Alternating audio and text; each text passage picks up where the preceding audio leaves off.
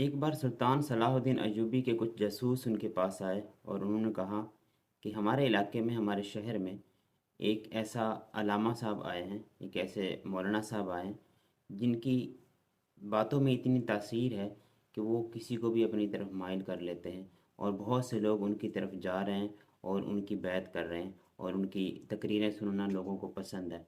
सुल्तान Salahuddin Ayyubi ने उनसे पूछा कि इसमें गलत क्या बात है, वो क्या कहता है। तो उन्होंने बताया कि हमको लगता है कि इसमें कुछ गलत है, क्योंकि वो ये कहता है कि जो जहाद है ना, जो नफ्स का जहाद है, वो सबसे बड़ा जहाद है और इंसान को सब्र से मदद लेनी चाहिए। तो सुल्तान सलाहुद्दीन अय्यूबी ने कहा कि इसमें क्या गलत बात है, वो सही तो कहता है। तो उन्होंने कहा कि हमें कुछ गलत लगता है, आप खुद देख लें। वो जाते हैं बेस बदल कर और उनका वाज सुनते हैं, उसके बाद उनसे जाके मुलाकात करते हैं और पूछते हैं अगर बैतुल मुक़द्दस पर यहूदियों को कब्ज़ा हो गया और मुसलमानों पर जुल्म हो रहा हो तो उस वक्त मुसलमानों को क्या करना चाहिए।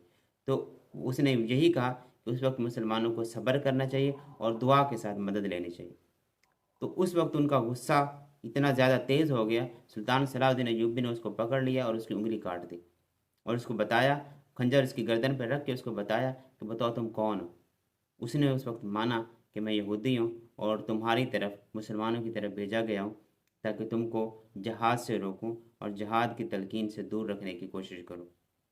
वही चीज़ तब से और अब तक यहूदी हर तरह से मुसलमानों को जहाद से रोकने की कोशिश कर रहे हैं, और आजकल हमारे कुछ नाम निहाद मुसलमान उलमा भी उनके साथ शाना बशाना उनकी मदद कर रहे हैं।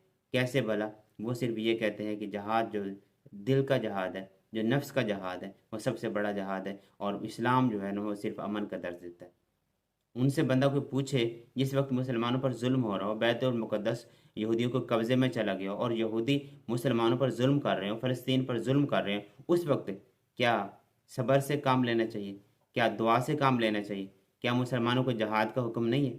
क्या मुसलमानों को जहाद के लिए तैयार होना नहीं चाहिए? क्या मुसलमानों को फ़लस्तीन के लोगों की मदद नहीं करनी चाहिए?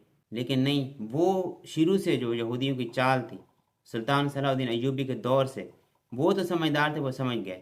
आज के लोग भी समझदार हैं, समझ चुके हैं, लेकिन हिम्मत नहीं है, उनके अंदर गैरत इतनी मर चुकी है कि उनका जज्बा नहीं जागता, उनको ज़रा भी तौफीक नहीं होती कि किसी तरह से उनका ज़बानी कलामी या फिर जाके जहादन उनका साथ दिया जा सके।